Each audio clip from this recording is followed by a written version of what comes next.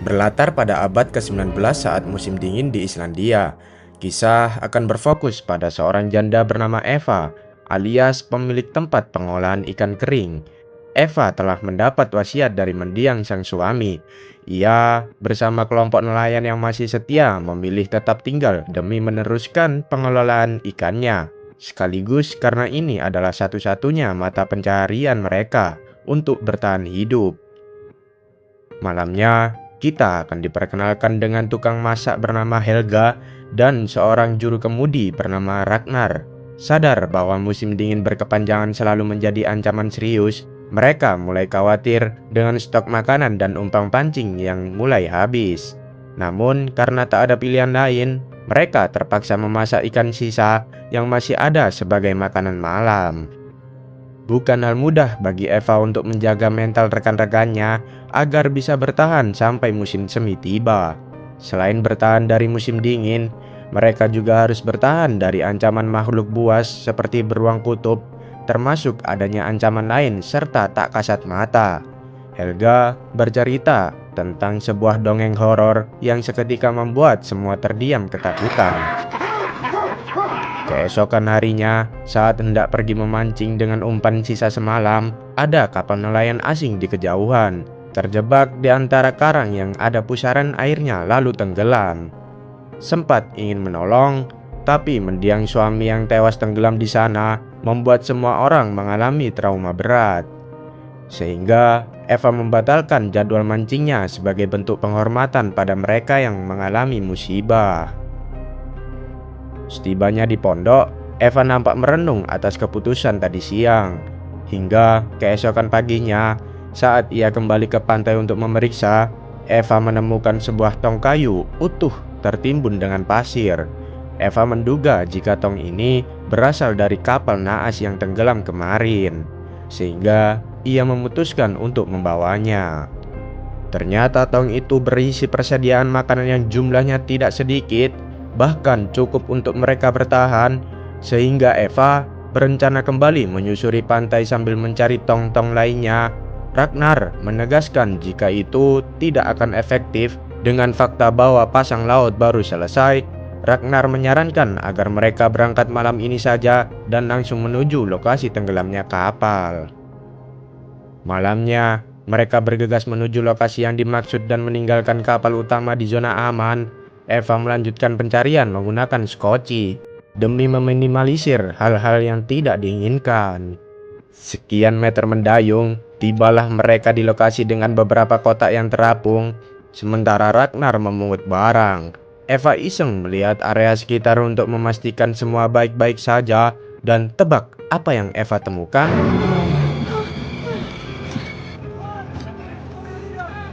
Rupanya masih ada beberapa kru kapal yang berhasil selamat dengan berlindung di batu karang. Mereka berteriak memohon agar Eva CS sudi memberikan tumpangan. Namun apa yang mereka lakukan?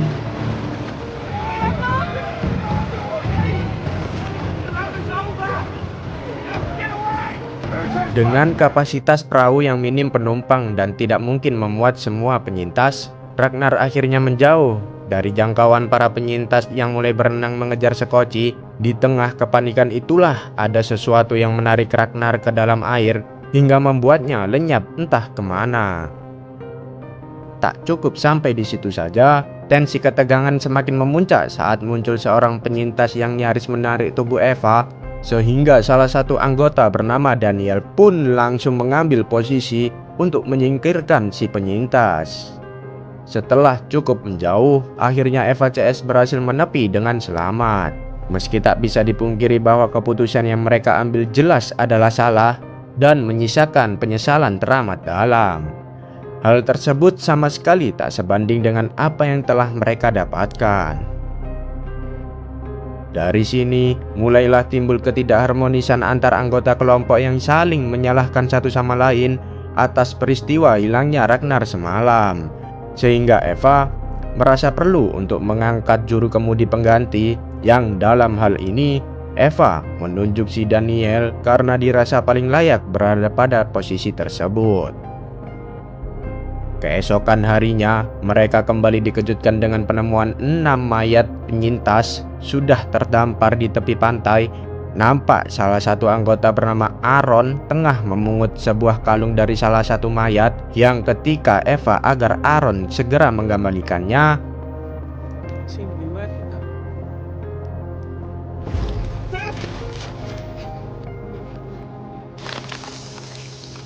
selesai mengeluarkan ikan dari dalam perut si mayat, Eva CS memasukkan mayat-mayat ke dalam peti untuk dikuburkan secara layak.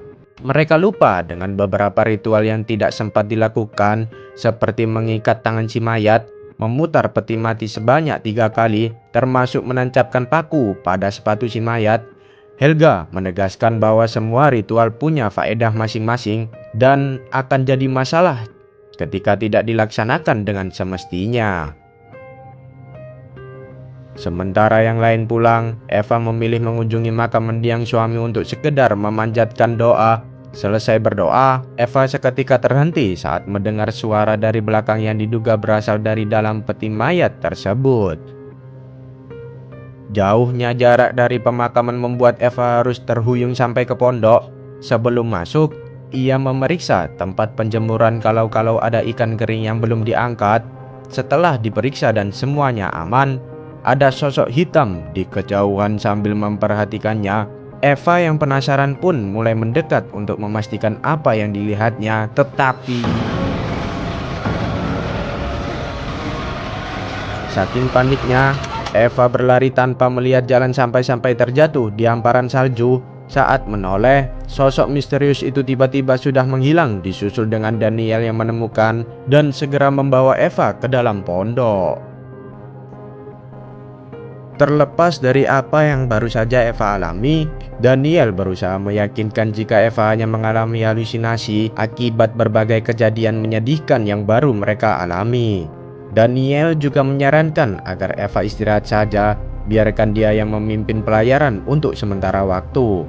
Hal ini Daniel lakukan semata-mata agar Eva merasa tenang, termasuk menyimpan senjata di kamar Eva untuk sekedar berjaga-jaga dan memberikan tutorial singkat tentang cara menggunakannya.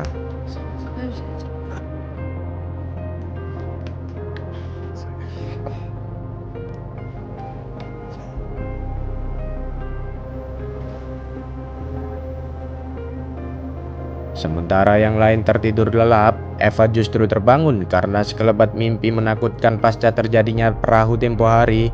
Bukannya menenangkan pikiran, Eva malah keluar setelah mendengar Aaron tiba-tiba mengigau menyebut-nyebut nama Draugr atau makhluk mitologi. Eva menganggap jika semua keanehan yang mereka alami masih berhubungan dengan para penyintas yang ditinggalkan. Esok pagi pun tiba. Daniel dan rekan-rekannya terlihat akan melakukan rencana melaut yang tempo hari sempat batal. Selesai mengantar mereka sampai di tepi pantai, Eva segera kembali dan menemukan benda aneh di atas pemindangan pintu. Ternyata benda tersebut berasal dari serpian kapal yang tenggelam. Helga sengaja menjadikannya sebagai jimat penangkal keburukan atau iblis karena ia mulai merasakan aura jahat di tempat tersebut. Beberapa hari berlalu, Daniel dan kawan-kawan akhirnya kembali dengan membawa hasil tangkapan yang cukup untuk stok beberapa hari kemudian. Salah satu anggota menyarankan agar mereka merayakannya karena jarang mendapatkan stok makanan sebanyak ini, sehingga untuk melepas stres dan lelah selama beberapa hari ke belakang, Eva dan anggota lain pun mengadakan pesta seadanya.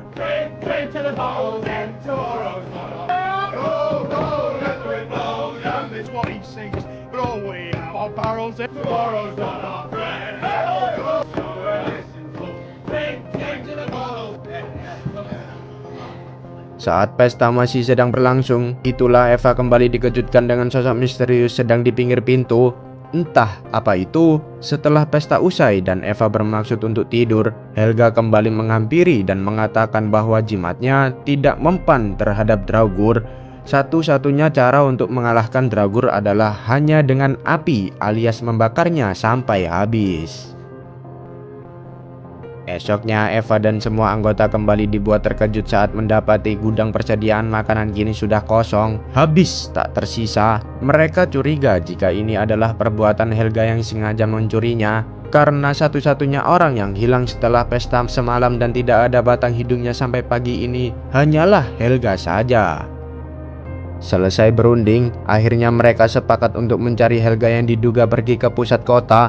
Setelah jauh meninggalkan pondok, Eva dikejutkan dengan beberapa ikan kering yang sudah berserakan di tengah jalan. Namun yang aneh adalah jalan tersebut bukan mengarah ke pusat kota, melainkan jalan menuju makam. Curiga ini ada hubungannya dengan Draugur.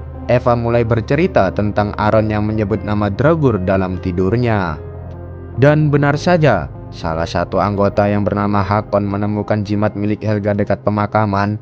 Eva yang penasaran pun meminjam pisau untuk membongkar satu persatu peti tersebut.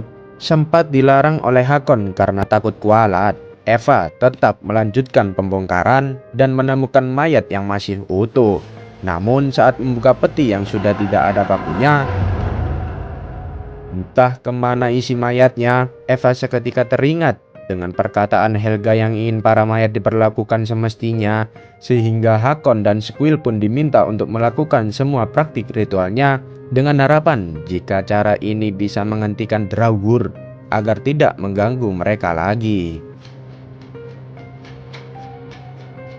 Selesai menata kembali petinya, mereka tidak melanjutkan pencarian dan memutuskan kembali ke pondok. Eva nampak terjaga di balik kesunyian malam yang terasa semakin mencekam, disusul hembusan angin hingga membuat beranjak dari tempat tidur. Perhatian Eva seketika tertuju ke pojok kamar dengan sosok hitam yang semakin mendekat.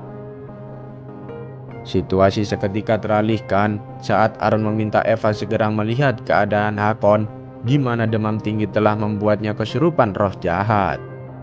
Hakon menyerang dan mencekik Daniel. Ketakutan dan kepanikan sudah meliputi pikiran mereka semua, tak terkecuali Aaron yang berpikir nekat menghentikan amukan Hakon dengan menghantamkan kepalanya.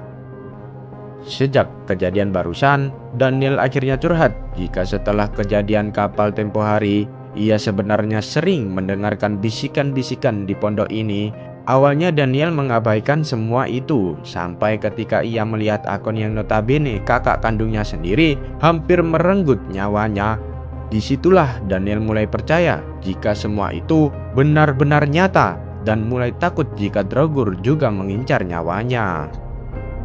Tak hanya mereka saja yang terguncang, salah satu anggota bernama Jonas pun terang-terangan menyalahkan keputusan Eva yang memilih untuk tidak menyelamatkan para penyintas, termasuk mengizinkan Helga dan Hakon menggunakan jimatnya. Jonas menganggap jika benda-benda itulah penyebab Draugur untuk mengganggu mereka lagi. Tak cukup sampai situ saja, Jonas berniat mengatasi keadaan ini dengan caranya sendiri. Ia mengajak yang lain pergi ke balik bukit untuk melakukan penebusan dosa. Jonas yakin jika Draugur melakukan teror akibat mereka yang dipenuhi dosa. Sementara Jonas pergi seorang diri, anggota lain tetap pada rencana awal untuk kembali melaut, mengingat stok makanan yang sudah raib entah kemana. Eva sendiri memutuskan kembali ke pondok dan menunggu yang lain kembali. Eva kembali dibuat panik saat menemukan jejak darah mengarah ke balik pintu, disusul dengan penampakan sosok hitam yang kembali muncul.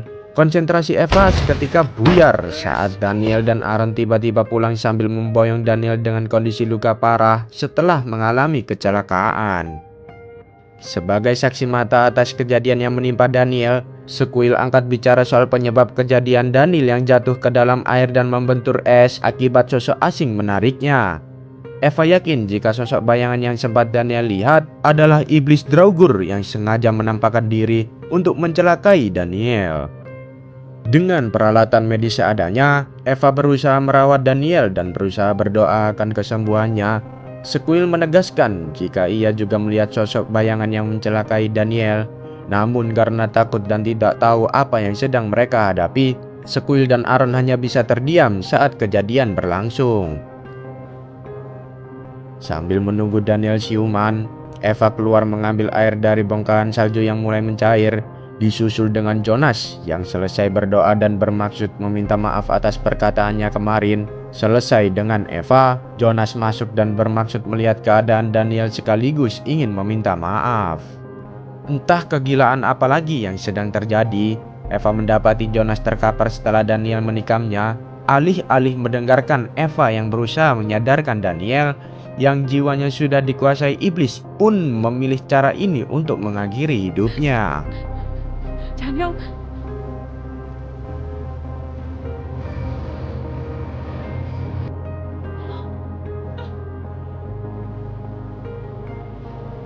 Dengan beban mental yang menimpa semua anggota, Eva berusaha bertahan dan menjadi penyemangat bagi 3 anggota yang masih tersisa. Squill menyarankan agar mereka pergi saja dari pulau terkutuk ini. Namun, Eva memilih tetap tinggal sampai semua kekacauan selesai. Toh tidak ada jaminan jika mereka aman setelah meninggalkan pulau. Disitulah Eva kembali teringat dengan perkataan Helga bahwa iblis Draugr hanya bisa dikalahkan dengan api, alias membakarnya. Yakin jika lokasi pemakaman adalah tempat bersemayamnya si Draugr, Eva dengan senapan peninggalan sang suami beserta 3 anggota lain pun bergegas pergi ke sana. Namun, masalah lain muncul saat kabut tebal menghalangi pandangan mereka. Draugr yang cerdas memanfaatkan situasi ini untuk menjebak Squill. Entah kenapa Squill tiba-tiba menjatuhkan diri ke bawah jurang. Eva yang khawatir segera turun untuk memeriksa keadaan. Tak hanya mendapati Squill yang sudah tak bernyawa, ia juga menemukan mayat lain terbujur kaku di antara bangkai. Setelah diperiksa, betapa terkejutnya Eva saat menemukan jika itu adalah Helga, alias orang yang dituduh mencuri stok makanan. Hal itu membuat Eva semakin terpukul atas musibah yang menimpanya. Tersisa Eva, Aaron, dan Jonas yang masih selamat. Mereka pun membawa pulang dan memakamkan mayat rekan-rekannya dengan layak. Tak ingin mengambil resiko yang semakin buruk, mereka sepakat meninggalkan pulau saat fajar tiba dan mempersiapkan bekal yang dibutuhkan untuk perjalanan nanti. Eva kembali ke pondok untuk mengambil barang-barang yang dibutuhkan. Namun betapa terkejutnya ia saat ada sosok asing yang kemungkinan adalah Draugr mulai menuruni tangga, sehingga Eva yang panik lekas bersembunyi. Beruntung, sejauh ini masih ada sisa-sisa ketegaran dalam jiwa Eva, sehingga ia bisa tetap tenang ketika sosok itu perlahan menghampiri tempat persembunyiannya.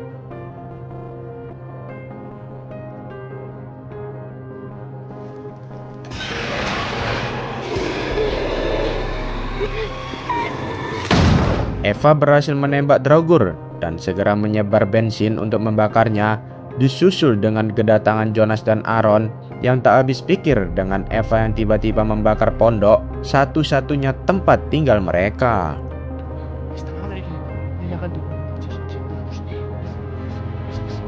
Dan ya, Anda semua yang menonton mungkin akan sangat dibuat terkejut dengan apa yang sebenarnya terjadi. Faktanya, sosok Draugr yang selama ini menghantui Eva tidaklah nyata. Semua yang Eva alami tidak lebih dari halusinasi pasca tenggelamnya para penyintas waktu itu. Rasa penyesalan Eva lah yang membuat alam bawah sadarnya membangun sebuah atau membentuk semacam halusinasi ini.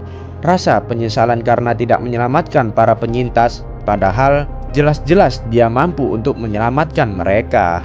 Menyadari mental Eva mulai terganggu, para anggota seperti Helga, Daniel, Hakon, dan Squill memutuskan menyerah dan pergi ke kota meninggalkan pulau. Sementara Aaron dan Jonas, mereka memilih bertahan dan menjaga Eva sekaligus melanjutkan wasiat mendiang suami Eva untuk melanjutkan tambang ikan kering ini. Sepulangnya Eva dari pemakaman, ada sosok yang selalu mengintai dimanapun Eva berada. Sosok tersebut sebenarnya adalah salah satu penyintas yang selamat, alias si Mamang ini. Dia jugalah sebenarnya orang yang mencuri stok makanan mereka. Hal itu si Mamang lakukan demi bisa bertahan hidup dan menggunakan salah satu peti mayat sebagai tempat tinggal sementara. Menyadari situasi pondok sedang sepi, si Mamang kembali dengan maksud meminta perahu kecil untuknya bisa pulang ke kampung halaman. Tapi sekali lagi, Eva yang dari awal sudah terdoktrin oleh dongeng-dongeng Helga dan dihantui oleh rasa penyesalan yang besar, telah membutakan mata dan pikiran hingga ia tega membakar si Mamang hidup-hidup dan menganggap jika itu adalah Draugr yang hanya ada dalam pikirannya saja. Tamat. Ending yang cukup membingungkan ya guys ya.